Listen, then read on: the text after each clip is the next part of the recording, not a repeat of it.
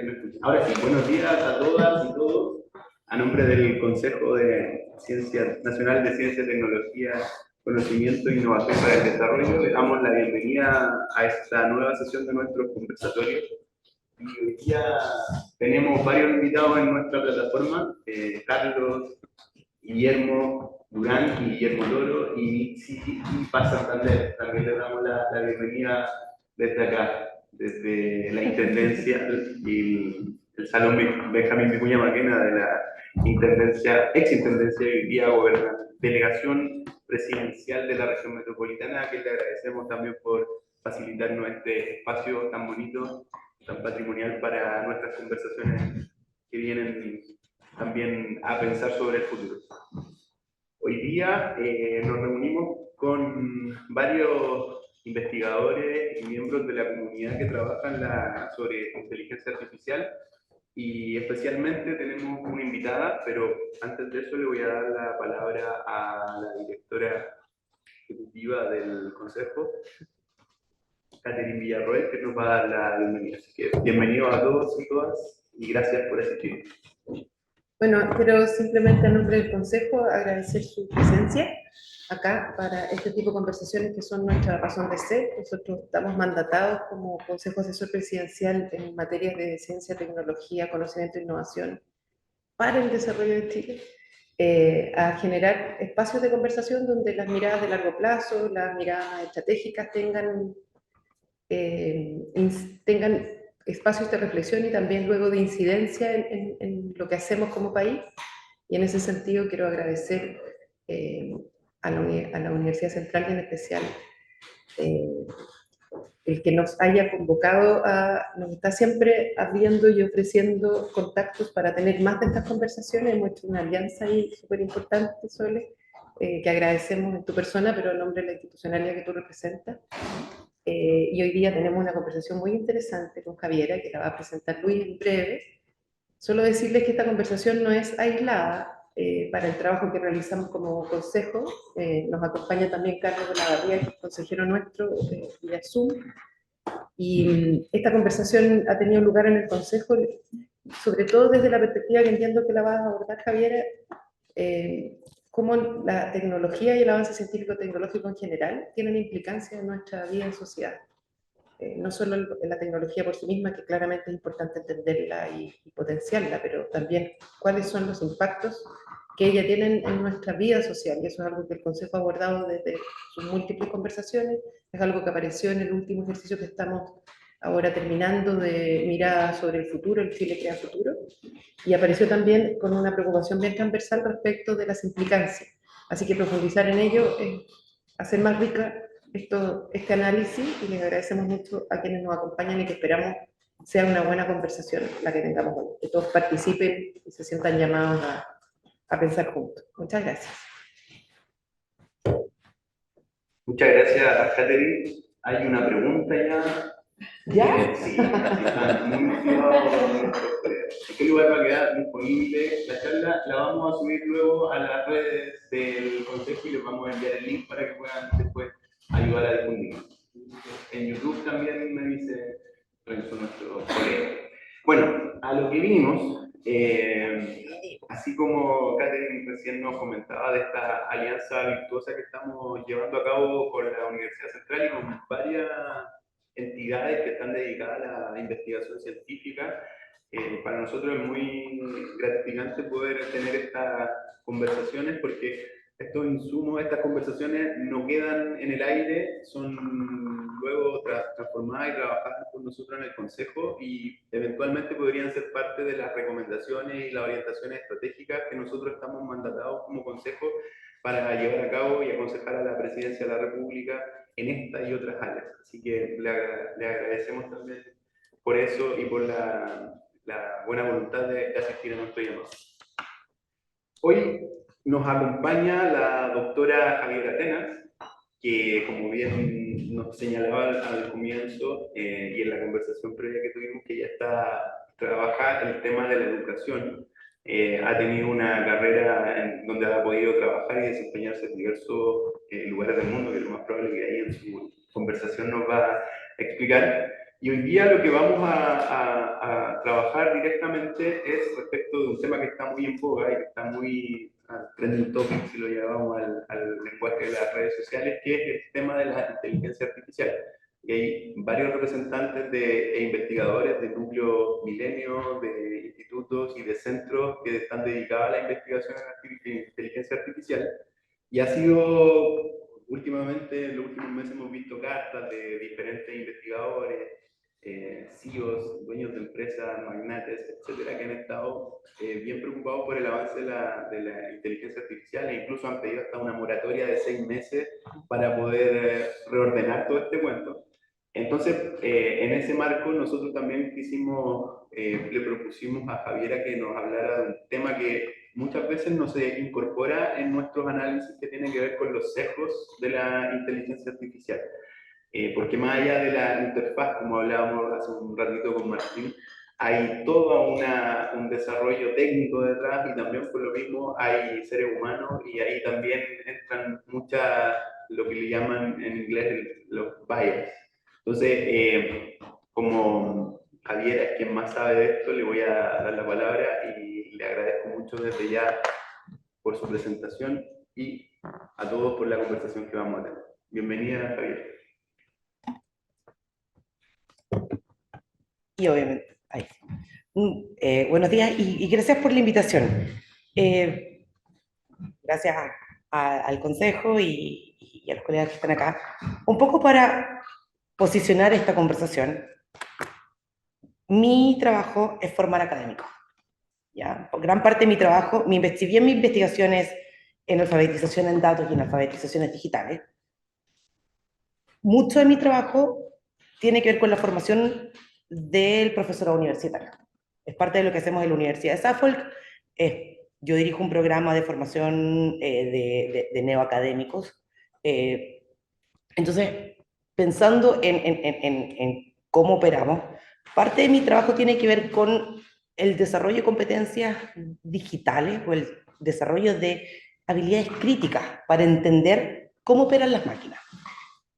No es cómo usar las herramientas para enseñar, sino que tener una perspectiva crítica de dónde están las brechas, qué es lo que está pasando, y informar el currículum a través de una criticalidad, obviamente, y con mucho trabajo con los colegas de filosofía y de tecnología, para poder desarrollar un currículum y poder desarrollar un modelo que genere espacios para cortar las brechas. Yo creo que uno de los problemas, y lo hemos conversado aquí con algunos colegas, la brecha digital se amplía. Se amplía porque en ese pequeño cambio temporal entre la sociedad del conocimiento, que fue a primeros del 2000, a una sociedad datificada, que es lo que pasa entre pandemia y pospandemia, la brecha digital aumenta. Y si lo miramos, y un poco la conversación que hemos tenido con Álvaro varias veces, la alfabetización en datos ha sido bastante negligente. Y hay dos grupos en este minuto, o tres, quienes pueden tomar decisiones a través de los datos porque los entienden, porque tienen una alfabetización en datos importante, y la gente que se convierte en objeto de estudio. Entonces, quien no tiene injerencia, quien no tiene agencia para tomar decisiones porque no entiende los datos, básicamente analfabetos funcionales con datos o en datos, son básicamente un objeto de estudio. Y eso crea una brecha no solo digital, sino que una brecha de participación en la sociedad. Y tiene que ver un poco con qué hacemos las universidades, qué hacemos la gente en roles como el mío y en roles, los colegas que trabajan con estudiantes. ¿Cómo acortamos las brechas que no son solo brechas digitales, sino que brechas en entender el valor político, económico, social, ético y de participación de los datos? Un poco la conversación va a ir por ahí. Porque si vamos a hablar de sesgos, los sesgos no son generados por la máquina, los sesgos los generamos nosotros. Y los sesgos tienen que ver no con estructuras nuevas, los sesgos son históricos. Entonces, un poco lo que les voy a mostrar también es lo que ha pasado con redlining, y cómo la máquina ya viene configurada con una serie de sesgos. Y esos sesgos se siguen ampliando cuando hay un grupo muy grande que no entiende nada sobre datos, no se puede relacionar con ellos, simplemente son un dato, son un objeto de estudio, más que un sujeto participante en la sociedad. No sé si quieren abrir la presentación. Obviamente, un poco para explicarles de dónde vengo. Yo soy bibliotecaria, estudié en la UTEM, después me fui a hacer, me especialicé en gestión de información, más que en otras áreas de la bibliotecología. Me fui a hacer un máster en gestión del conocimiento en Alemania. Después hice otro, porque claro, uno no tiene mucho que hacer en la vida, hice otro también en gestión de la información, porque siempre me ha gustado la arquitectura de la información, es lo que a mí siempre me gustó. ¿Cómo se genera el conocimiento? ¿Cómo se genera la información? Pero después hice mi doctorado en educación. Y no sé cómo terminé un día a cargo del programa de formación del profesorado docente. Entonces, le quiero dar esta mirada desde la educación, pero más que desde la educación es los desafíos que tiene, sobre todo la universidad, y no aquí, sino que a nivel global, en desarrollar competencias que faciliten la agencia y que faciliten la soberanía de datos de las comunidades que son más vulnerables para que dejen de ser un objeto de estudio, sino que sean entes participantes en el diseño de políticas públicas, en el diseño de investigación y que tengan una voz activa en la sociedad. Como les dije, yo trabajo en la Universidad de Suffolk, trabajo para el Centro de Excelencia en la didáctica universitaria y colaboro con el PT Center y con Digitech, que es nuestro nodo de inteligencia artificial y ciencia de datos. El clicker. Esta cosa me gusta. Los pierdo siempre. ¿Cómo funciona? Aquí. ¿Sí? Un poco para contarles que mi investigación se centra en equipar a los docentes, sobre todo a los docentes universitarios, en relacionarse con los datos de forma crítica. No solo a nivel de inteligencia artificial, sino que también de participación pública, que es parte del trabajo que hemos hecho con Álvaro en América Latina.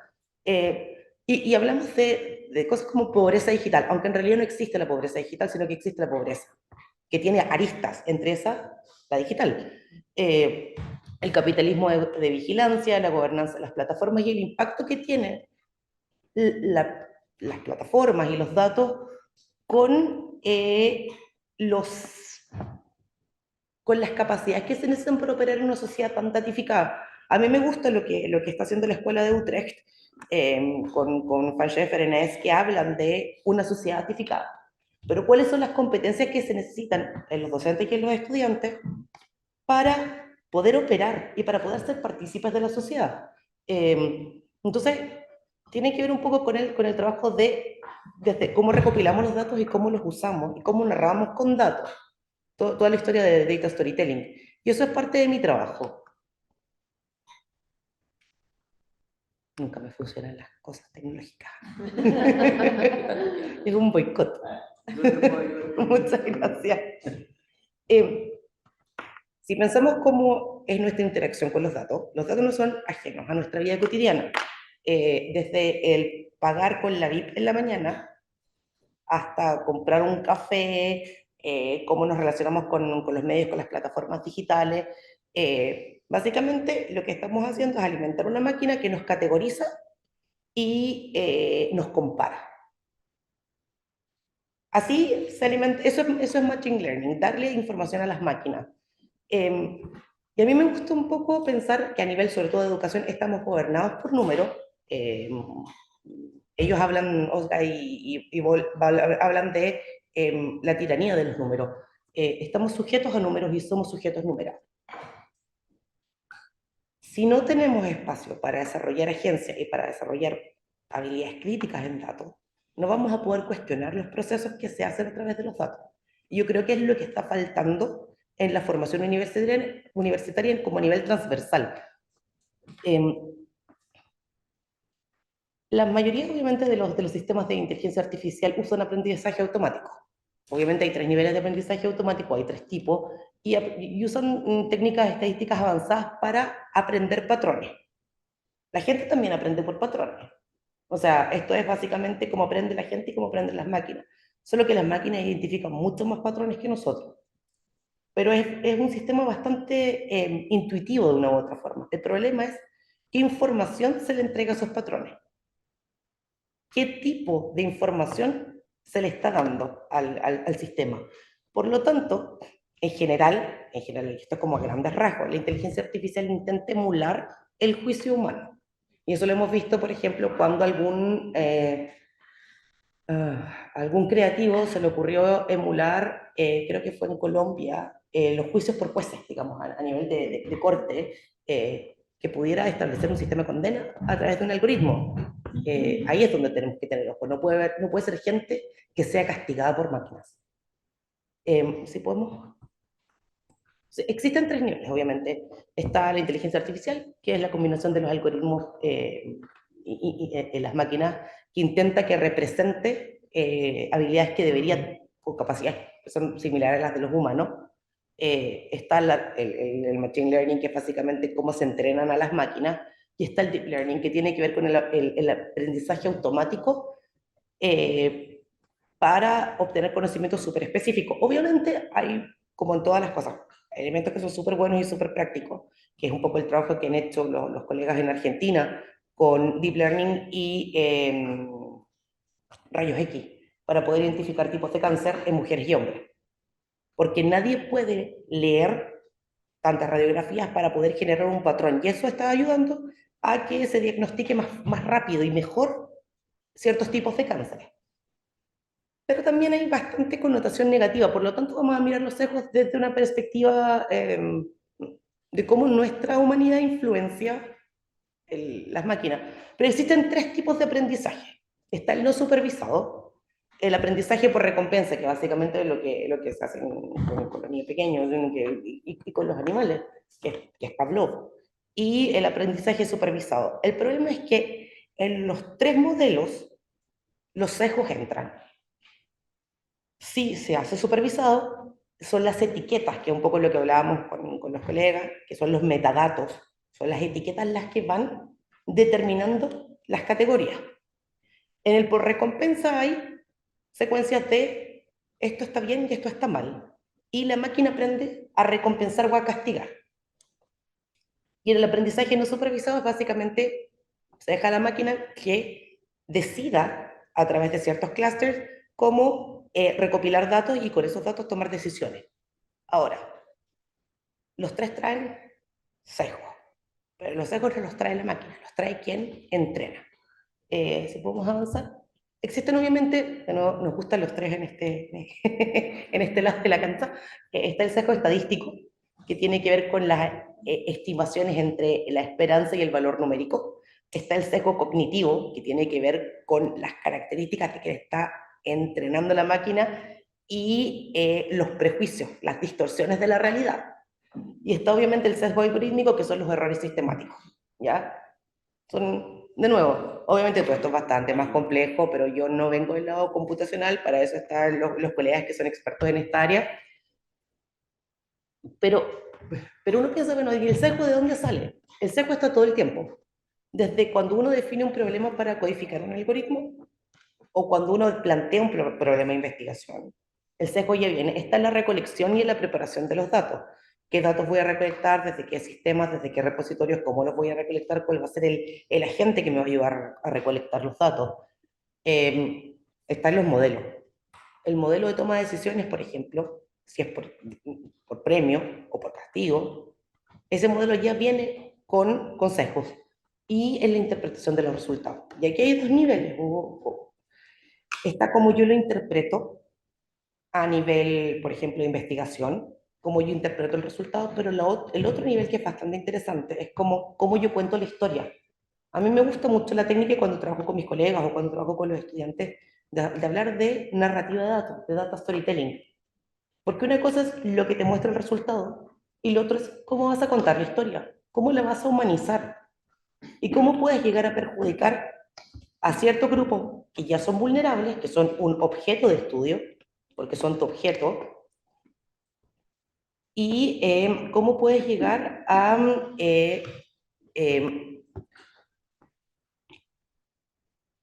a contar una historia que de nuevo tiene sesgos en tu análisis de datos. Tal vez el análisis es bastante limpio, pero como cuentas la historia es otro cuento.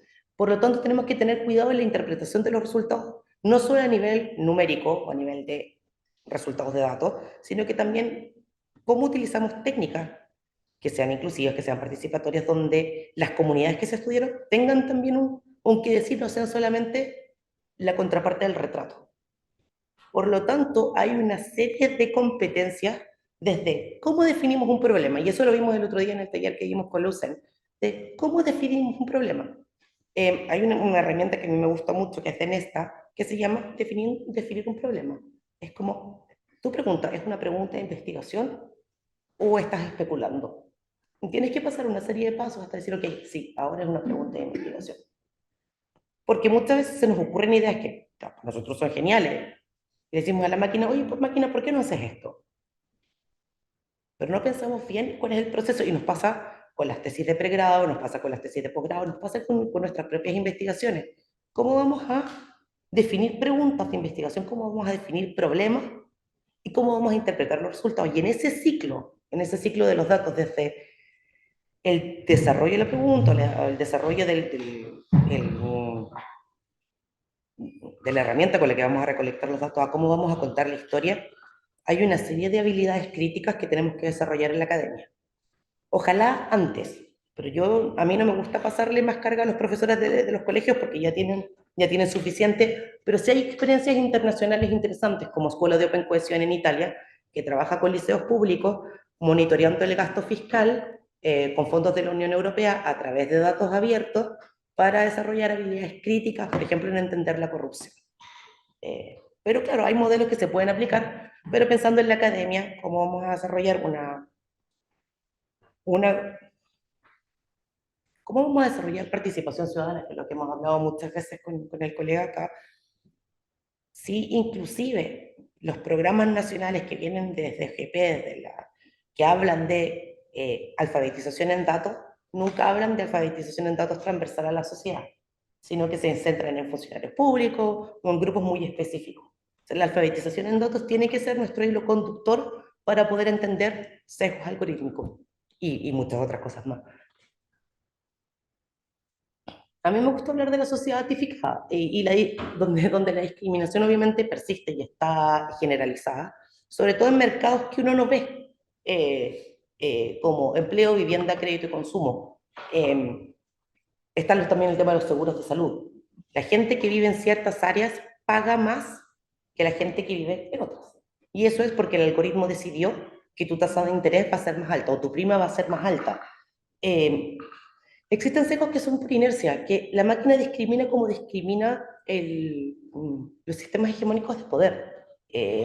Están dentro de las instituciones y uno dice, pero ¿cómo? A ver, hay una universidad en Inglaterra, a la cual yo le tengo muchísimo respeto, pero ellos predicen con un algoritmo con qué nota va a salir un estudiante dependiendo de su proveniencia socioeconómica.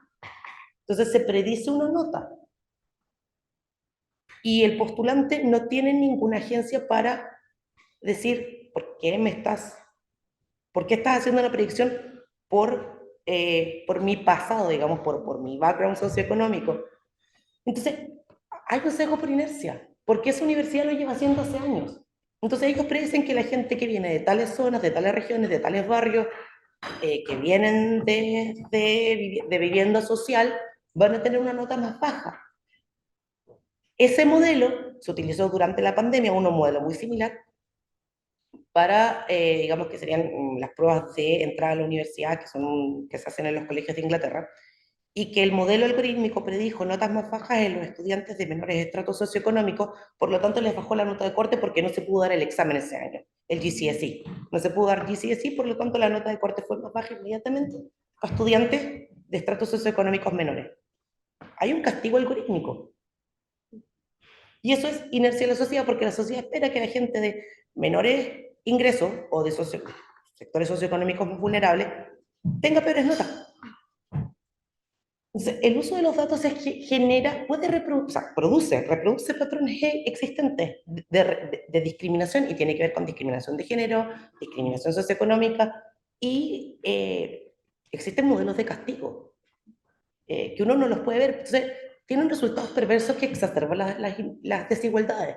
Y tiene que ver, por ejemplo, cuando en Holanda se les ocurrió la genial idea de distribuir beneficios sociales a través de un algoritmo. Y hubo gente que la máquina decidió que no, que ese mes no recibían nada. Y no puede ser un sistema de premio y castigo. No puede funcionar como una novela de Chekhov, esta historia. Tiene que ser bastante más complejo y la gente tiene que tener la agencia para decir, ¿por qué la máquina me está castigando? Un poco lo que dice Cathy O'Neill en el libro este de Máquinas para la Destrucción. Cuando a los profesores se les castiga algorítmicamente y se les despide porque sus alumnos no están rindiendo bien. El problema no es el profesor, el problema es que los alumnos llegaban a ese distrito con hambre. Entonces, en vez de invertir en mejorar la calidad de las comidas, se castigó al profesor. ¿Por qué? Y se les despedía automáticamente porque no estaban rindiendo. Un poco por ahí. ¿Sigamos? Entonces, este modelito que a mí me gusta, que lo hace DataCamp en el tema de Data Literacy, que es un poco lo que yo hago, tiene que ver con, los sesgos tienen que ver con nuestros propios sesgos personales y también con la cultura. Y eso se ve bastante claro cuando el algoritmo lo produce en países distintos. El algoritmo gringo, digamos, el algoritmo de Estados Unidos, viene codificado por un tema de raza súper fuerte, porque ellos tenían segregación, que es una cosa que, por ejemplo, en Inglaterra nunca hubo segregación, nunca segregación así como por ley. Siempre o sea, la gente se podía casar entre otras razas. En Estados Unidos estaba prohibido. O sea, ya vienen con una discriminación sistemática, digamos, desde la historia. Pero cuando el algoritmo se codifica en India o en China, tiene otros patrones. Porque tiene que ver con los sesgos culturales de los países. Entonces uno empieza a mirar patrones. De nuevo, uno tiene la capacidad de poder mirar, ve patrones que discriminan de forma distinta dependiendo de dónde viene el algoritmo. Seguimos.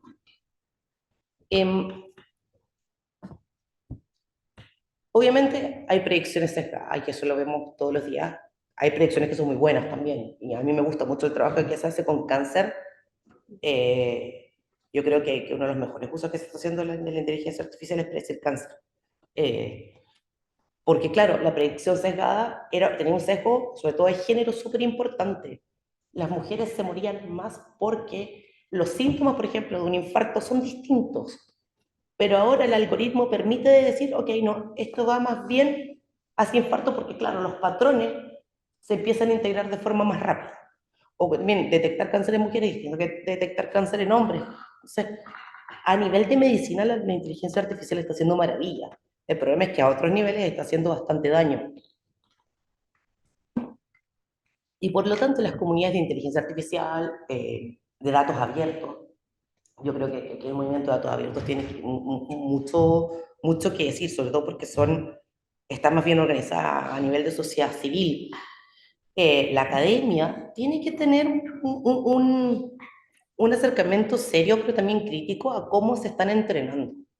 Más que al resultado, es al proceso de entrenamiento. Y son, de nuevo, dos aristas. Poder formar futuros profesionales que tengan un entendimiento ético muy importante en temas de cómo van a desarrollar el algoritmo y también poder fiscalizar y monitorear los algoritmos. Por lo tanto, pensar que si bien puede ser sociales o estructurales, en general el target es siempre a las comunidades vulnerables y siempre hay una comunidad vulnerable nueva, que son en general las intersecciones entre comunidades vulnerables. Entonces, a mí me gusta un poco mirar este sistema. Este es un mapa bastante antiguo de redlining en Oakland. El redlining en Estados Unidos básicamente donde podían vivir las poblaciones afroamericanas y donde no podían vivir. Entonces, se traza una línea roja en los mapas, y obviamente esto es precodificación, donde la gente negra podía vivir y donde no podía. Entonces, porque la segregación estaba reglamentada.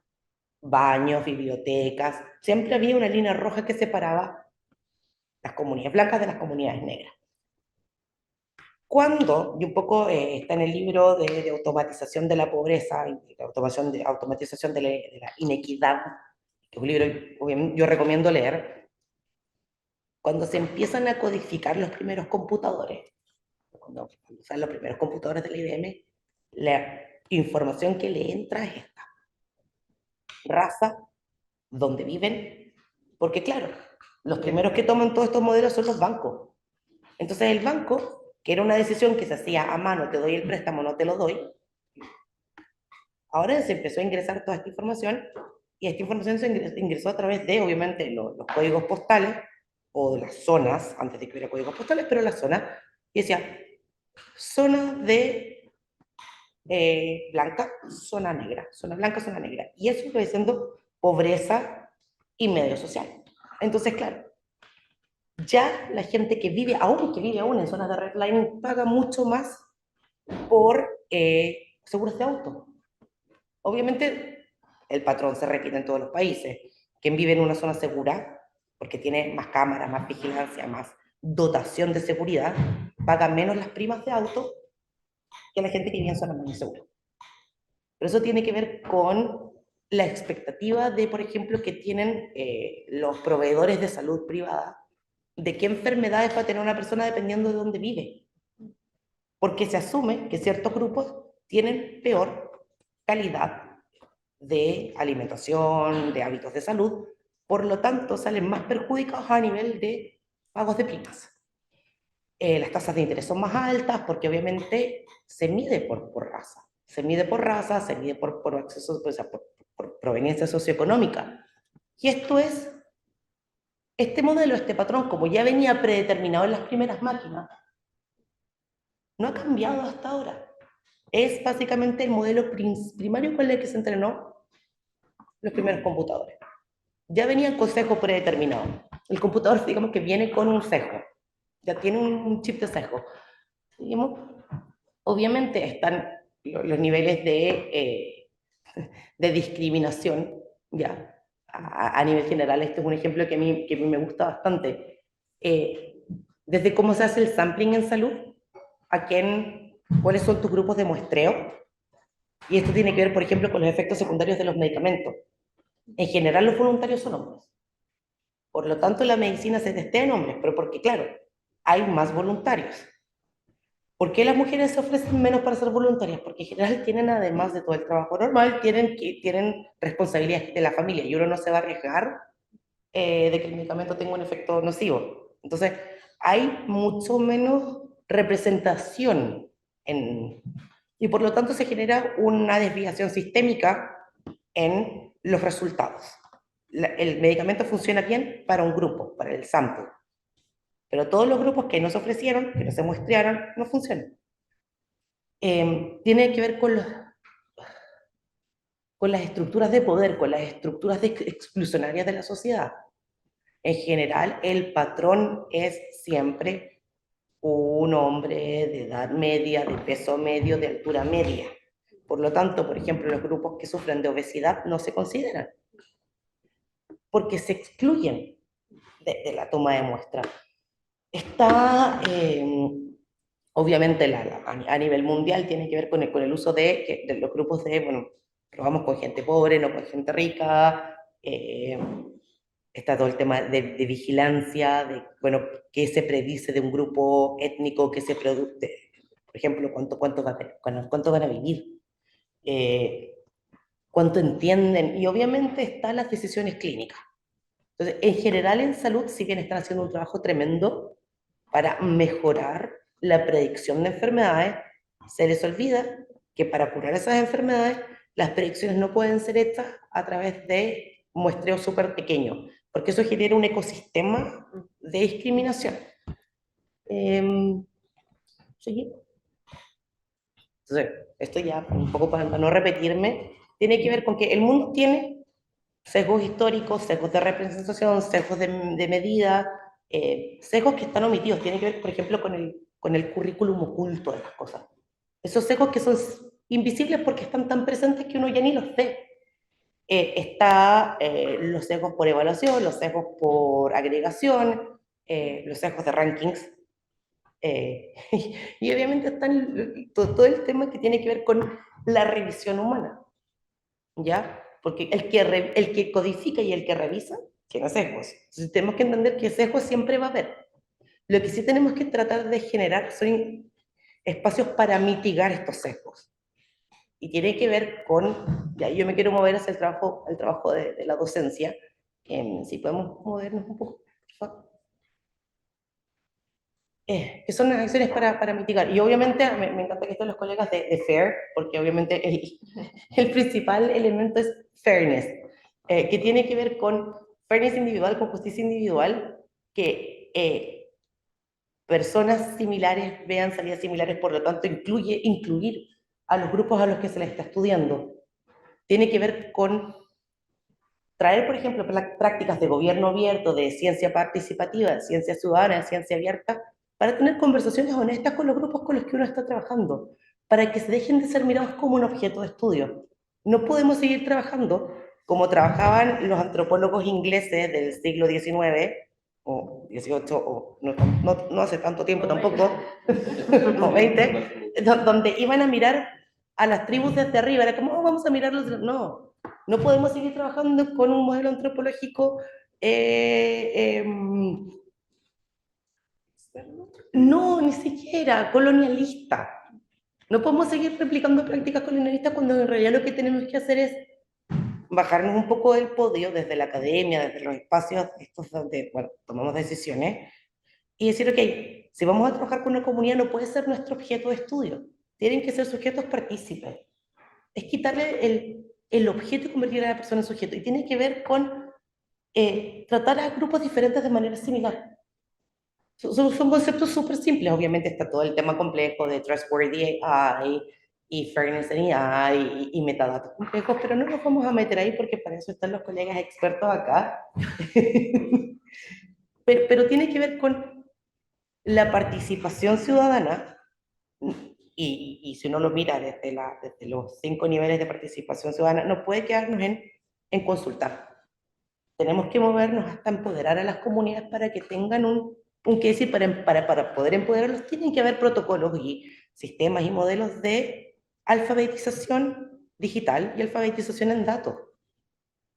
Y eso tiene que ver con la formación del profesorado escolar, con la formación del profesorado universitario y generar instancias que tiene que ver con el trabajo y es lo que llamamos currículum conectado, que es un poco lo que hacemos en mi universidad presente, pero también lo hacemos un poco con Suffolk, que tiene que ver con la investigación basada en la evidencia, en las capacidades y que los currículums se informen con evidencia y poder generar instancias de trabajo con la sociedad civil, con los grupos de investigación, para que trabajar con datos no sea un ejercicio ajeno a la ya no puedo decir a lo cotidiano, que no sea un ejercicio ajeno a lo cotidiano con los estudiantes, y que permita que el cuestionamiento sea sistemático, no solo en periodo de elecciones, no solo en periodo de pandemia, porque la gente por primera vez dio datos todos los días, durante la pandemia. Antes de eso, los datos eran una cosa que aparecía a veces en el diario, con algunas encuestas de opinión, con algunos gráficos que a veces son bastante poco bien hechos y bastante intencionales para desviar las conversaciones, para que la gente entienda, pueda entender desde un gráfico, qué quiere decir una desviación estándar, qué puede decir una media, qué significan estas cosas, hasta poder decir, no me gusta cómo está avanzando este algoritmo, y eso tiene que ver con el concepto de fairness.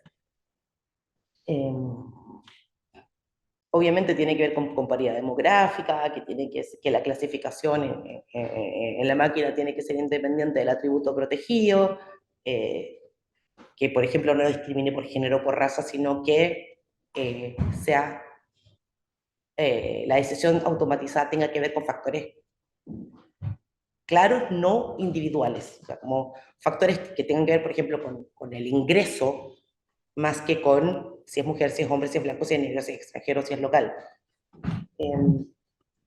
Sigamos. De nuevo, las acciones para mitigar uno más atrás, tienen que ver desde procesos, desde el preproceso hasta el proceso, y poder tomar decisiones y poder reformular los algoritmos y poder reformular los modelos de recolección de datos. Y tiene que siempre haber un humano o un grupo de humanos para que el juicio final no sea automatizado, sino que haya ojos avisores para poder tomar decisiones. Sí, yo creo que vamos haciendo. A mí me gusta esto mucho. Yo creo que un poco con algunos de los colegas acá nos conocimos en este, hay que alfabetizar en datos. Entonces nos conocíamos en las conferencias porque de toda la gente que hacía datos, yo era la única que llegaba como en plan de, bueno, yo vengo desde la educación y hay que alfabetizar en datos. No, pero es que la sociedad civil, sí, pero la sociedad civil está trabajando de nuevo con grupos pequeños. ¿Cómo vamos a hacer que la sociedad civil, que el gobierno, que los centros de investigación generen espacios en el currículum para conectar agendas? Para que el dato sea un vehículo de aprendizaje y no un modelo extra para excluir grupos. Entonces, ¿cómo vamos a cuestionar los mitos que enmarca la sociedad datificada? Y tiene que ver desde la participación, de entender que en estos momentos nadie puede votar de forma informada si no entiende los datos. Porque la manipulación política es tremenda, porque se juega con los datos y la gente no tiene la agencia o los grupos vulnerables no tienen la soberanía para poder cuestionar de cómo se está utilizando la información que se hace sobre ellos y la información que básicamente tiene trascendencia en su vida cotidiana. Entonces, yo creo que eso es una de las cosas importantes a nivel de academia, digamos, alfabetizar en datos, desde estadística básica hasta poder entender cómo se codifica. Y para ir cerrando, tiene que ver también con que el rol de la academia tiene que ser en observar, en investigar y en generar docencia a través de los datos. No puede quedarse en el centro de investigación, tiene que ir al aula.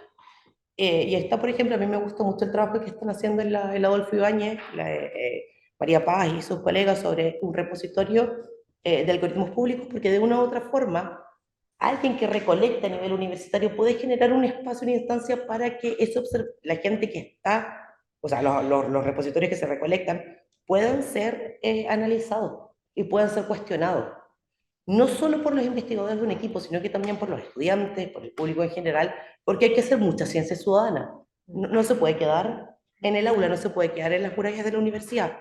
Y aquí es donde aplica el trabajo de ciencia abierta, el trabajo de ciencia ciudadana y un poco lo que estamos tratando de hacer con los colegas de UCEN Ciencia Abierta, de que hay que sacar esto a la calle. Y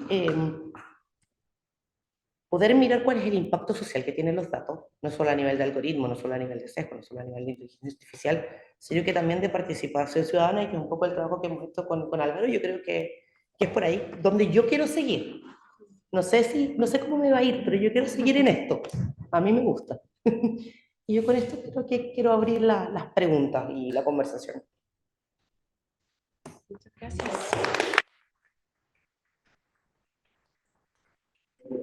Gracias, Paulita, por la presentación. Ahora, el formato, como se lo comenté a algunos, es que a partir de esta conversación podamos ir conversando, haciéndole preguntas a Javiera. Quienes están también conectados por el Zoom también pueden hacernos llegar sus preguntas a través del chat. Así que voy a dejar abierta la palabra para quien quiera abrir los fuegos. Soledad. Hola, bueno, gracias Javi por esa densa. No, pero así como me hizo pensar en muchas cosas distintas, en muchas acciones. Yo, bueno, me presento, soy Soledad Aquino, soy directora alterna del proyecto INE Ciencia Abierta en la Universidad Central. Y también muchas gracias al Consejo por aceptar esta invitación a abrir la conversación a más gente.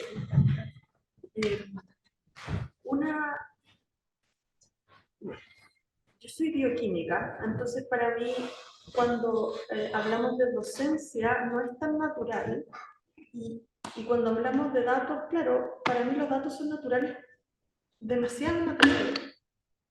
Entonces, incluso soy parte de una organización internacional que está abogando por el uso de evidencia en la toma de decisiones.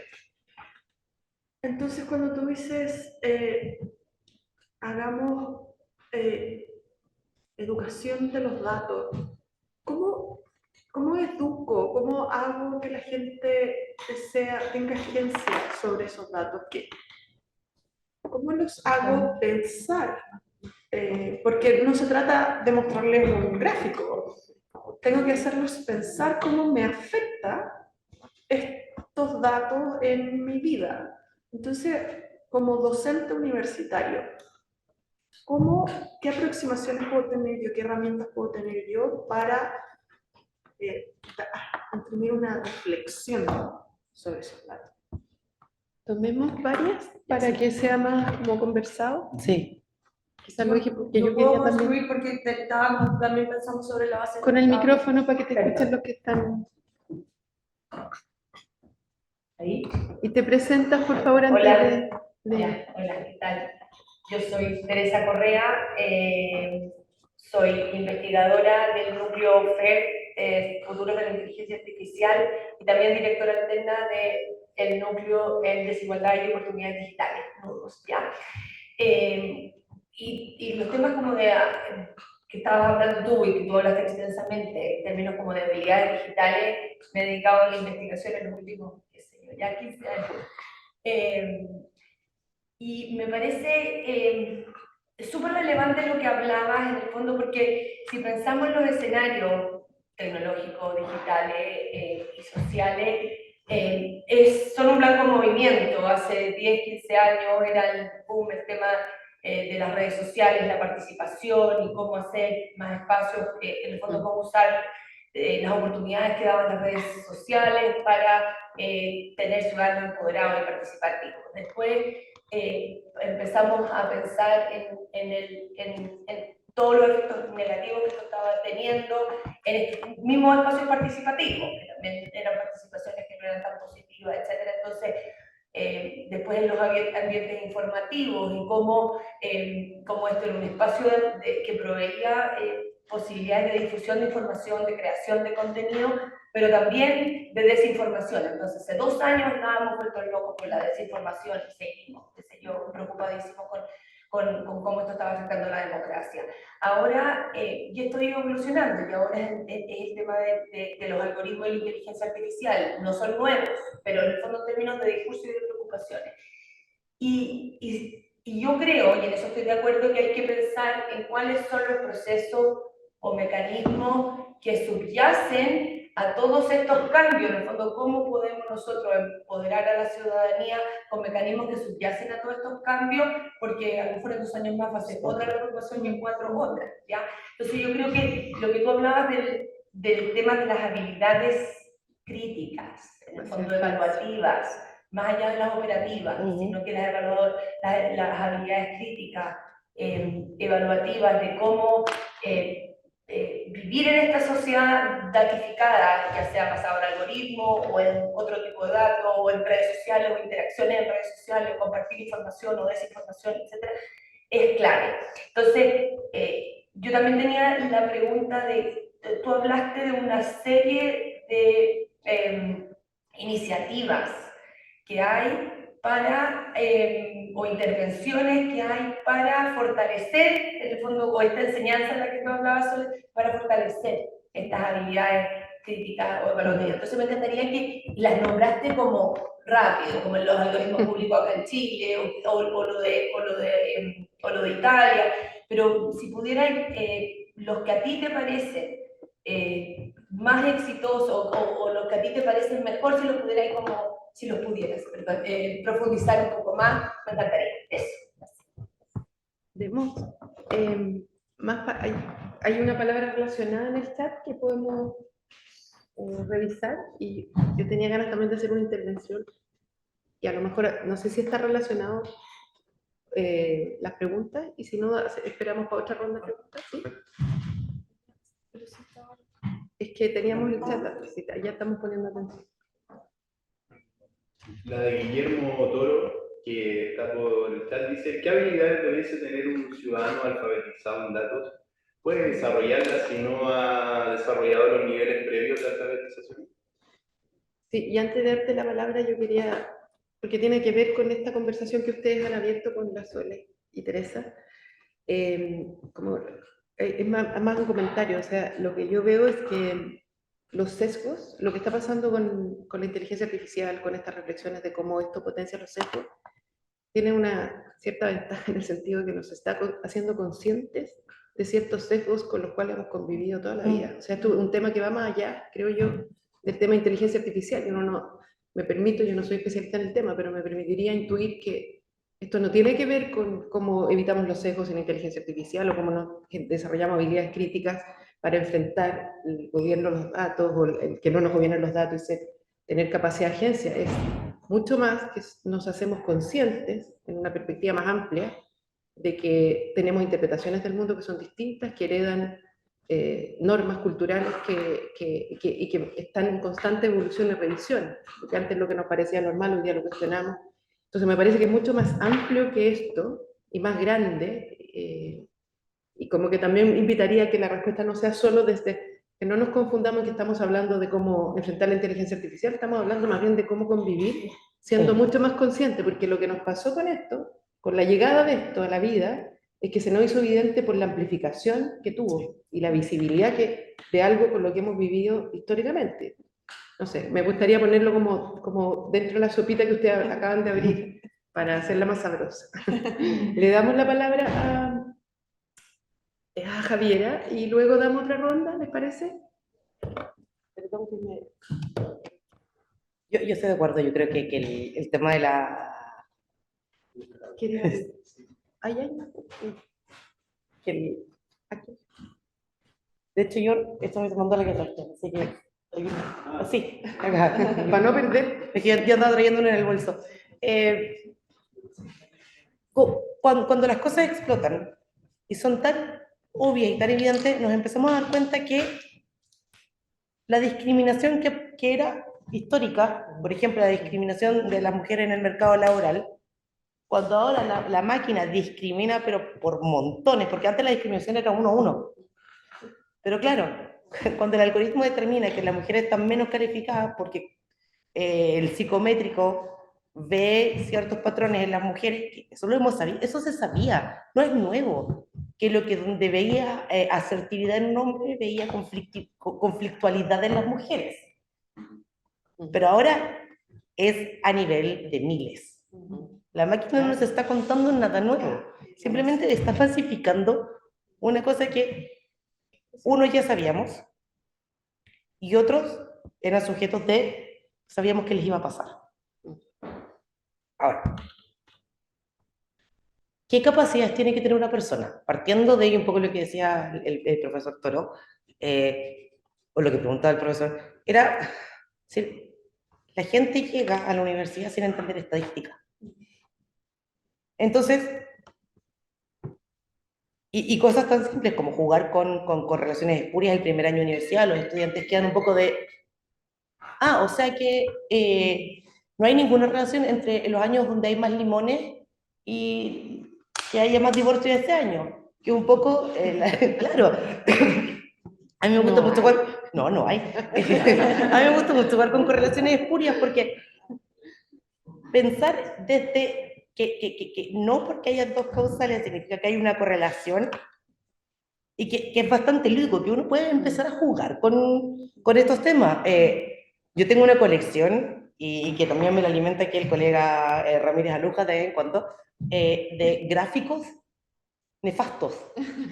Sí, pero si pudiéramos, y un poco lo que hacía mi colega Francisco Rojas, de estadísticas para la sociedad, de mejorar el currículum de tal forma que no le das más carga laboral a los profesores de colegio que ya tienen suficiente con lo que tienen, sino que el currículum sea menos basado en ejercicio y mucho más basado en problemas, aprendizaje por problemas.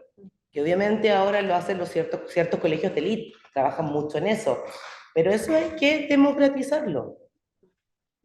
Porque no puede haber un grupo que salga preparado para resolver problemas en la universidad y otro grupo que simplemente salga preparado para trabajar con guías de ejercicio.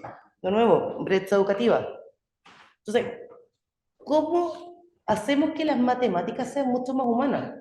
¿Cómo hacemos que el entender los números sea mucho más relacionado con la vida cotidiana? Y desde ahí en adelante podemos empezar a pensar en alfabetización en datos. Hay modelos que funcionan, y es lo que te contaba de los italianos. Hay dos modelos que a mí me gustan mucho. Y obviamente es el trabajo que ha liderado Luigi Reggi con Monitor Italia, que es una organización de la sociedad civil, que tienen un modelo bastante didáctico, bastante ordenadito, para fiscalizar el gasto público. Obviamente se enfocan en el gasto público que tiene que ver con fondos de la Unión Europea. Y este grupo hizo una rama que se llama Escuela de Open Cohesiones, que usa la metodología de monitoreo cívico, ya que es basada en datos, y que lo llevó a los liceos. Entonces, los chicos, las chicas de los liceos, obviamente hay un proceso de formación de los profesores, y esto es interdisciplinario, no es un profesor en la escuela, sino que es el tercero medio, digamos, donde todos los profesores trabajan juntos. Está el profesor de informática, está la profesora o el profesor de lengua, están los profesores de matemática, y se trabaja como a nivel de currículum unificado, resolver un problema. Cómo mi municipio, cómo mi región, cómo mi área se está gastando los fondos públicos. Obviamente tienes cosas bastante, cómo mejorar los horarios de transporte público, pero hubo un grupo de chicos que había un proyecto que me gustó muchísimo, que se metió en los bienes confiscados a la mafia. ¿Qué estaba pasando con la plata de los bienes confiscados a la mafia? Obviamente ese proyecto tuvo un pequeño corte cuando la antimafia italiana les dijo, creo que han indagado un poquito mucho, los tenemos que proteger. Pero esos chicos no terminan el proceso, sino que se acabó el semestre, se acabó el proyecto, sino que van a contar la historia, usan técnicas de data storytelling, narrativa de datos, y van a contar la historia a la radio local, al periódico local, hacen espacio, llaman al alcalde, llaman al gobernador para decirle, se están gastando plata en cosas que no sabemos qué están pasando, aquí está pasando algo raro, pero seguimos sin tener juegos infantiles en nuestras plazas. Seguimos sin tener espacios para los adolescentes. ¿Cómo se están gastando los fondos públicos? Y cuando se genera esa pequeña instancia de participación, donde hay una responsabilidad cívica de la escuela, de los municipios, no solo educación cívica, sino que educación para la participación, que tiene que ver con el tema de ciudadanía activa. Ahí se puede traer los datos.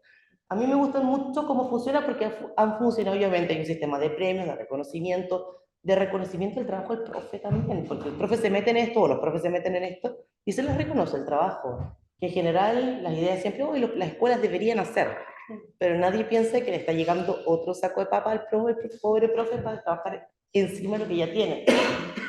Y esto tiene que ver con que el Ministerio de Educación italiano encontró que este modelo era muy bueno, y con el Ministerio de Cohesión Social financian este programa. Y es parte de la financiación de desarrollo de habilidades ciudadanas. Por lo tanto, hay un componente de sociedad civil, pero hay un componente del Ministerio de Educación y del Ministerio que sería como asuntos internos, acá en Chile. Como el Ministerio, no, el Ministerio del Interior, que tiene que ver con el área de cohesión social, pero también entran a juego el Ministerio de Ciencia y Tecnología, el Ministerio de Salud, porque van trayendo datos. Esos modelos funcionan. Son los dos en el mundo que conozco que funcionan. Porque claro, a los italianos les gusta pelearse con el gobierno. Entonces, han hecho un buen sistema. Hay un par de preguntas que las voy a leer, que están en el chat, y luego voy a dar la palabra a Martín, Eduardo, Ricardo. Y Enrique, perdón. Voy a leer las intervenciones que están en el chat. En primer lugar estaba el profesor Rodro, que estaba haciendo un comentario respecto del...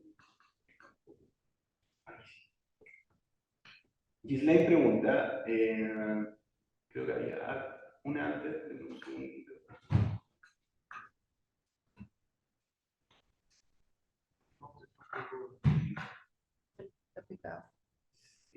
Bueno, Guillermo Durán decía que hay pocos profesores que saben estadística y menos que saben enseñar. En general, tanto estadística como el pensamiento computacional no son abordados en educación pública básica y media.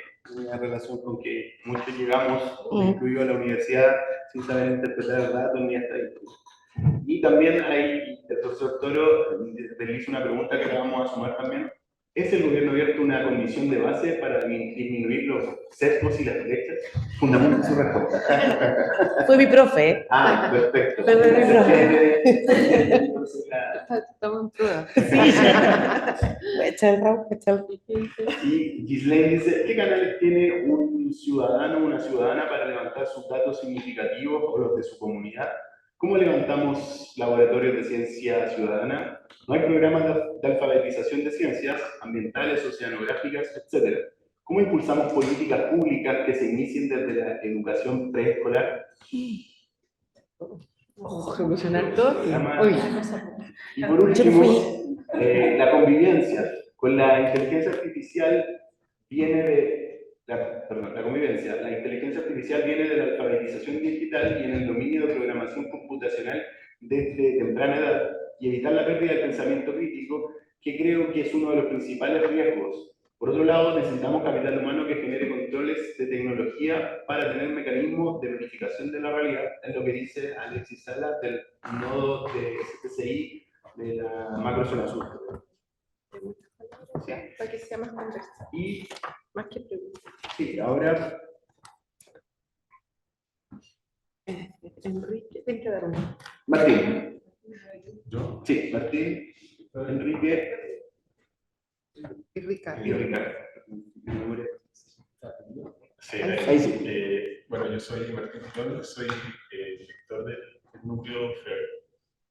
Y bueno, quería agradecer la instancia, al consejo, la invitación y muchas gracias también, Javier, por la presentación muy interesante.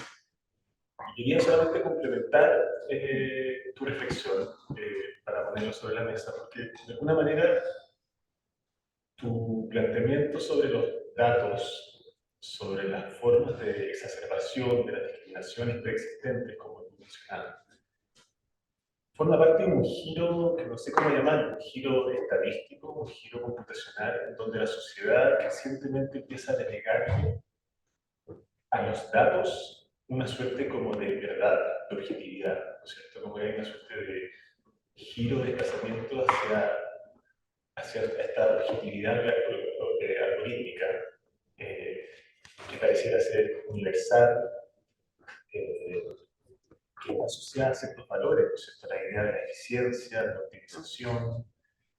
Entonces, es una forma de producir conocimiento, una forma de producir sociedad que está cargada de concepciones de mundo, de individuo, incluso de ética. Entonces, creo que es importante como preguntarse hasta qué punto este discurso, esta narrativa, ¿no es cierto?, de la objetividad algorítmica, que tiene que ver con un solucionismo tecnológico, tiene que ver con la idea del data-driven decision, ¿no es cierto? O sea, como que pareciera ser que tomar decisiones con datos captados instantáneamente es mucho mejor que tomar decisiones políticas, digamos. Como que se exilia la política porque, de alguna manera, los datos, la instantaneidad de los datos te permite como objetividad y tomar decisiones desprovistas de cualquier consideración contextual. Esa es la primera como reflexión. ¿Qué opinas de este giro, digamos, llamarlo? Y que de alguna manera no es nuevo, o sea, el giro estadístico, cuando el Estado se constituye a partir de la clasificación estadística de la población, solamente que ahora es una captura masiva, instantánea, permanente. Y el segundo elemento, pero creo que está súper también implícito en tu presentación, es que a veces uno tiende a ver los sesgos muy en el plano de las interrelaciones, ¿no es cierto? Del plano de la educación, de la compañía de seguro, etcétera, que son los casos que tú mencionas.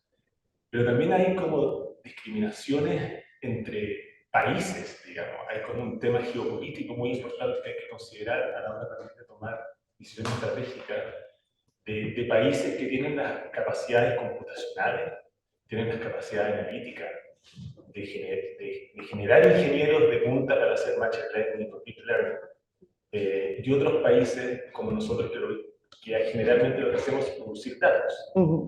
Entonces también hay otra brecha, digamos, que no es interpersonal, sino que es geopolítica, que también creo que es importante considerar. Sí. Hola, mi nombre es Enrique Arcabó, yo soy asesor del gabinete de la ministra Aysén Echeverri de Ciencia y también soy historiador. Y, y también, digamos, me uno a los agradecimientos por la instancia, por la conversación y por la presentación. Yo quería plantear una pregunta con respecto a lo que me parece que es parte de la premisa o una de las premisas sobre la cual se sustenta la discusión, ¿no? Que tiene que ver con que parece asumirse que es valioso a priori para la sociedad completa el reconocer y identificar estos sesgos y buscar formas para poder reducir su espacio. Pero a mi juicio eso es una cuestión que está en disputa, porque yo veo y, digamos, creo que es expresado de múltiples maneras, que existen sectores sociales y políticos que estriban en la reafirmación de esta jerarquía y en la profundización incluso de esa jerarquía, ¿no? Entonces, en ese sentido, la inteligencia artificial, sus sentidos, sus usos hacia adelante, parece ser también un espacio en disputa, donde está en construcción el hacia dónde se va a ir, ¿no? Y en ese sentido, el aumento de la desigualdad, la profundización de estos sesgos, así como es un gravísimo riesgo para la convivencia democrática y para la convivencia social, también es algo que produce y que reafirma ciertos espacios de privilegio y de poder de determinados sectores, y por lo tanto, eso, digamos, por más que no pueda ser algo tan explícitamente planteado, digamos, se expresa en acciones y en búsquedas por reducir espacios para generar instancias como, digamos, o reducir estos sesgos, ¿no? Y eso, a su vez, abre otra pregunta, ¿no? Que creo que es súper interesante porque tiene que ver con una pregunta política muy concreta. ¿Qué efectos produce la denuncia y la búsqueda por romper el sesgo estructural sobre el cual se ha constituido y se ha construido la sociedad durante siglos, durante milenios inclusive? Porque eso no es algo que digamos, no produce efectos que necesariamente sean positivos en todos los casos, produce muchísima violencia, muchísima resistencia, muchísimas formas de actuar de manera impropia dentro del contexto y de utilizar el poder de maneras que no son ni justas ni adecuadas, ¿no? Entonces, en ese sentido, creo que ahí hay una pregunta súper compleja que tenemos que inevitablemente asumir como un marco dentro del cual nos movemos y ser conscientes también de aquello. Y en ese sentido, como también tengo otra pregunta mucho más específica, no sé si específica, digamos, pero tal vez más general, pero creo que elaborada conceptualmente, que es ¿cómo ves tú la acción del Estado hasta ahora frente a estos asuntos y cómo crees tú o cuáles son los desafíos que crees que son fundamentales para poder abordar? Y entiendo perfectamente que esa puede ser una pregunta autoflagelante y el objetivo es que no sea. ¿Del Estado chileno? Del Estado chileno, no, del Estado chileno, sí. Falta todavía Ricardo. Sí, ay.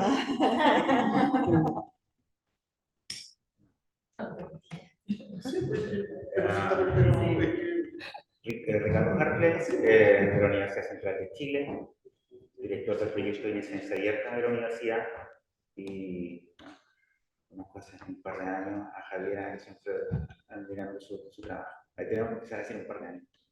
Para que no se note. Claro.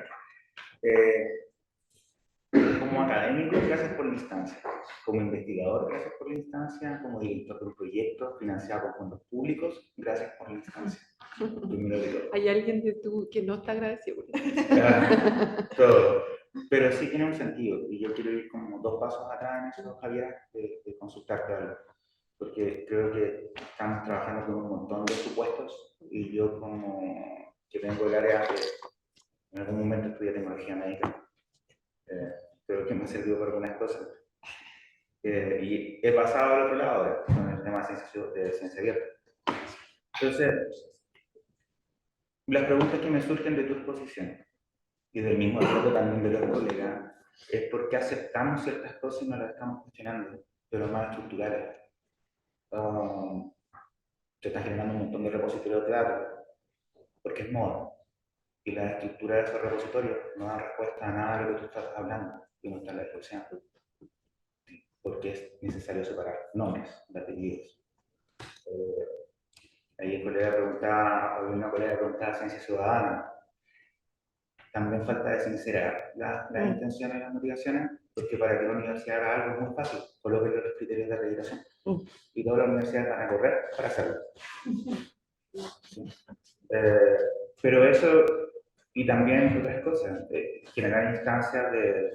Bueno, yo conocía el lanzamiento del FEI, fueron varios colegas, pero nosotros manejábamos el FEI de otro ramo, ¿no es cierto? Que los objetos cuando se pueden encontrar, acceder, interoperar, reusar y eso, uso de datos, conocíamos FEI. También es interesante conocer el otro ramo que se quiere utilizar acá.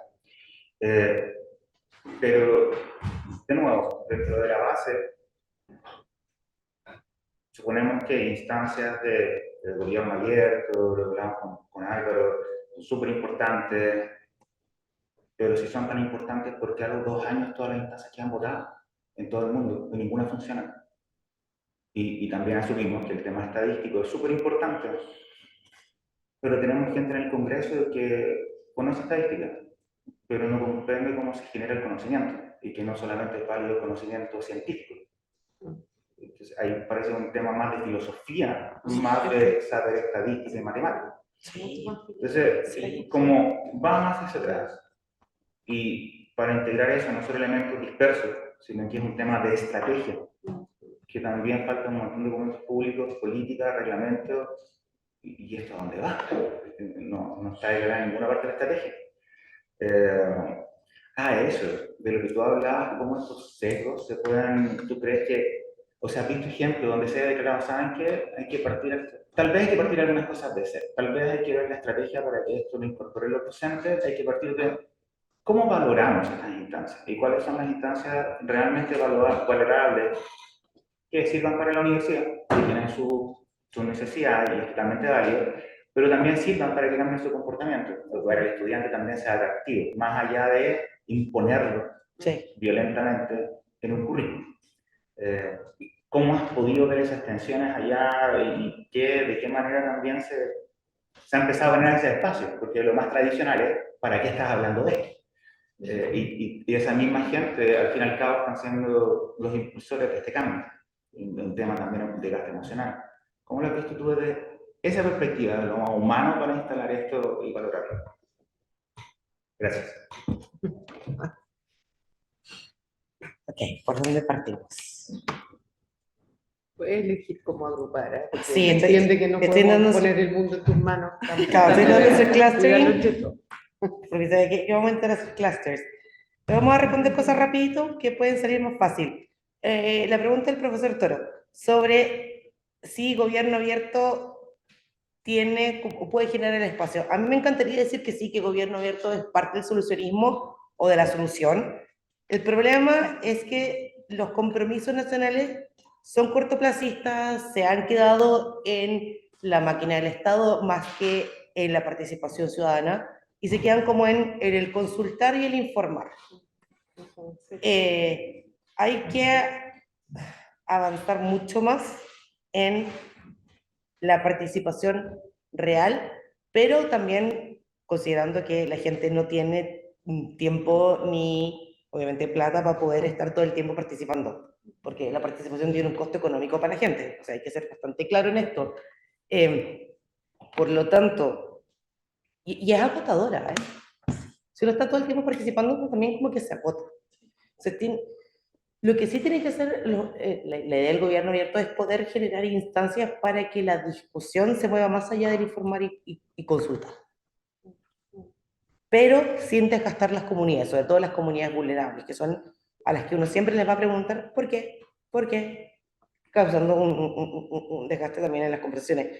Ahora, sobre ciencia ciudadana, la colega que preguntaba, hay bastante que está pasando con más que con datos abiertos, con educación abierta, ya con el otro, con el primer hermano de esta historia, que están haciendo las colegas de Rosario en Argentina. Te recomiendo dar una mirada al trabajo que está haciendo Virginia Brusa con las escuelas de ciencia ciudadana en ciencia, biología, medio ambiente, ellos están haciendo un trabajo súper grande. Yo no tengo todas las respuestas de ciencia ciudadana porque yo efectivamente no hago ciencia ciudadana. Pero sí hay grupos que han hecho los rallies de datos en la calle, está la gente que hace ciencia ciudadana y hay gente que está trabajando súper bien aquí al lado. Yo creo que la Virginia Brusa es un referente en temas medioambientales. Así que si la googleas y la encuentras, Virginia Brusa, Universidad de Rosario, Ciencia Abierta y Ambiental.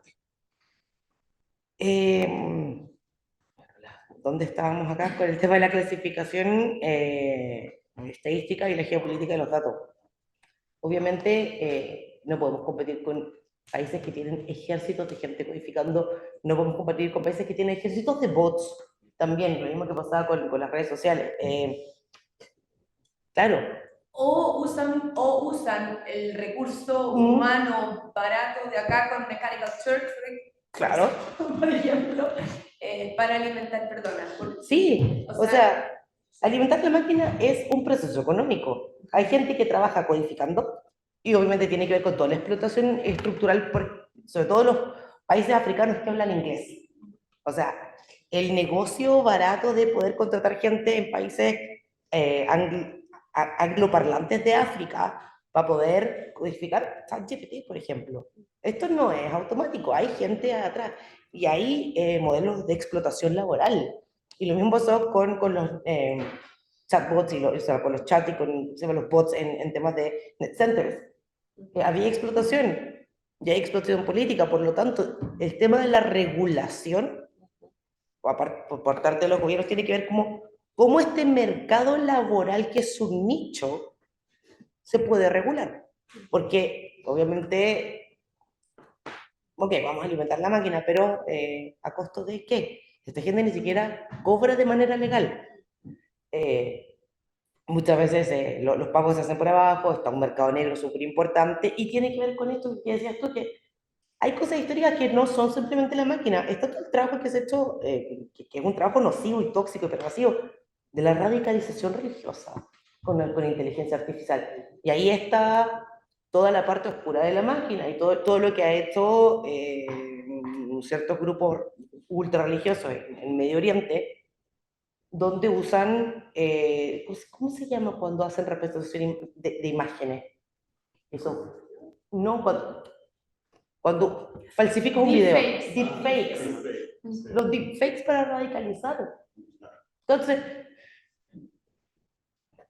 tiene que haber instancias de denuncia, porque tiene que haber un observatorio que diga, ok, sí, esto está pasando, esta máquina me está discriminando, y que tiene que ser, por ejemplo, la máquina de las licencias médicas o la máquina que permite acceso acá. Pero sí, a mí, por ejemplo, una cosa que hacemos con el equipo que trabajo, tenemos filósofos y tenemos historiadores. Porque no puede ser que sea simplemente un equipo de informática. Necesitamos educadores, necesitamos historiadores, necesitamos filósofos que nos expliquen por qué están pasando ciertos fenómenos y poder crear modelos y contrarrestar hasta cierto punto. Nosotros podemos llegar hasta cierto punto, ¿no?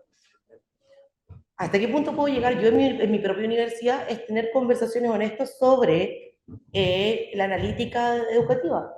Cómo se utiliza el clic del campus virtual con los datos de evaluación, con los datos socioeconómicos de los estudiantes, para desarrollar política interna que sea justa y equitativa para los grupos de estudiantes más vulnerables y que permitan no castigar a los grupos que rinden menos, sino que tratar de personalizar, y un poco el trabajo que estamos haciendo con los colegas de Digitec, con Sara de Freitas y todo el equipo de Digitec en la Universidad de Suffolk, que en vez de castigar a este grupo, estamos desarrollando un chatbot que es inteligencia artificial básica, que nos permite hacer un sistema de tutorización automática, mirando los contenidos del campus virtual, mirando los contenidos, que los estudiantes que tienen más problemas para poder entender la materia tengan un sistema automatizado.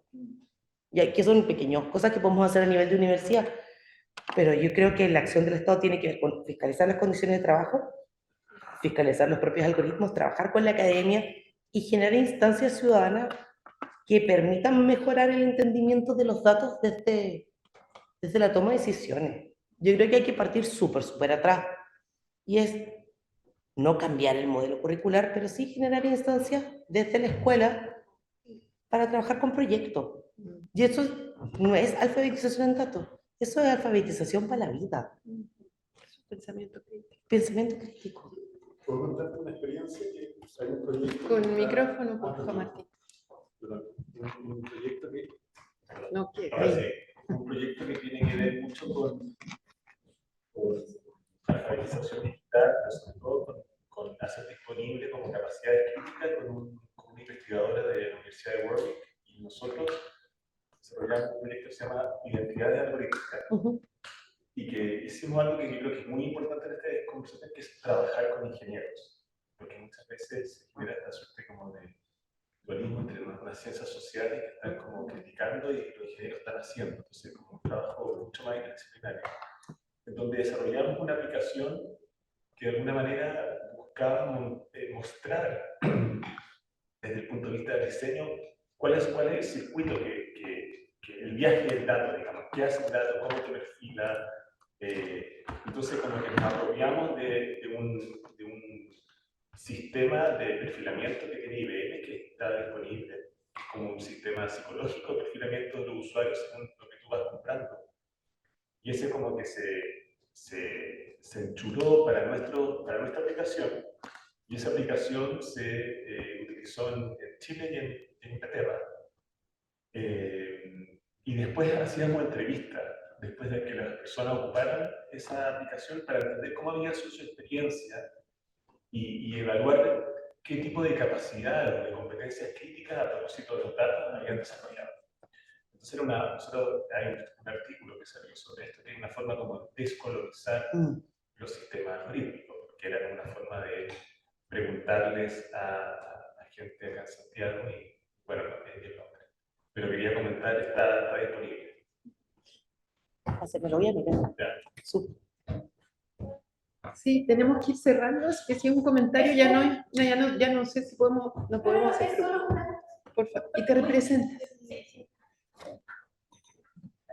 Solo una anotación muy corta.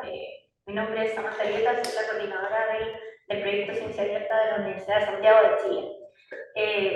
Aprovechando también tu consulta de lo que comentaba Ricardo, solo me gustaría también aportar que creo que estamos de acuerdo con que todos estos procesos son cambios culturales, que tenemos que generar equipos multidisciplinarios, que no tiene que ver solo con un trabajo de generación de arquitectura digital, repositorio y demás técnicos.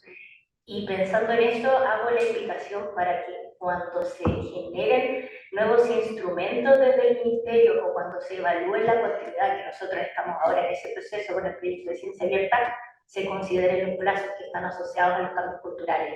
Porque esa es una gran brecha que nosotros ahora estamos tratando de abordar para darle continuidad al proyecto. No tiene sentido que estemos trabajando netamente en sacar el repositorio, que es uno de los objetivos, si no estamos trabajando de la mano con el cambio cultural, que sin duda es de los más difíciles.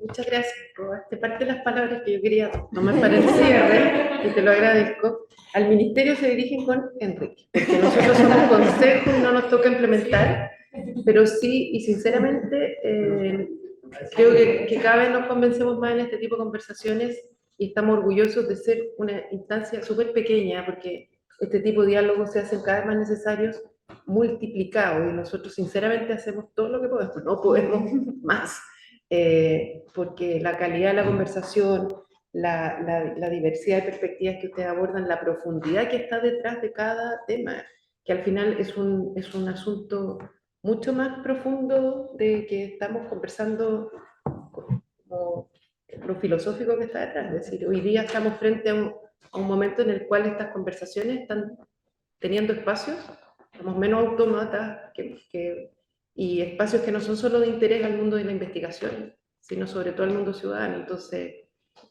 muy agradecidos de todos, de la honestidad y la calidad de sus reflexiones, especialmente a Javiera por haber provocado esta conversa, y sepan que estamos disponibles, no podemos hacer miles, pero sí podemos hacer algunos otros espacios, porque para eso existimos, para que nosotros podamos insumar desde la articular inteligencia colectiva decisiones más reflexivas al final.